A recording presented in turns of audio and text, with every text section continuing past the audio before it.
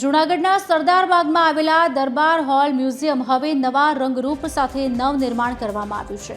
₹2.14 કરોડના ખર્ચે રિનોવેશન થયેલા દરબાર હોલ મ્યુઝિયમનું આજે સહપ્રભારી મંત્રી કૌશિક વેકરિયાના વરદ હસ્તે લોકાર્પણ કરી ખુલ્લું મૂકવામાં આવ્યું.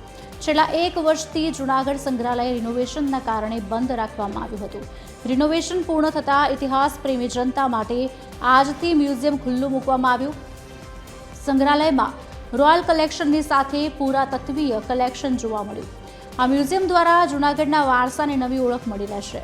કાર્યક્રમમાં ધારાસભ્ય સંજય કોરડિયા, શહેર ભાજપ પ્રમુખ ગૌરવ રૂપારેલિયા, મેયર ધર્મેશ પોશિયા સહિતના અધિકારીઓ અને પદાધિકારીઓ ઉપસ્થિત રહ્યા હતા. જૂનાગઢ મ્યુઝિયમનું રિનોવેટ થયું છે, એમનું ફરીથી લોકાર્પણ આદરણીય સહપ્રભારી મંત્રી કૌશિકભાઈ વેકરિયાના વરદ હસ્તે કરવામાં આવ્યું છે.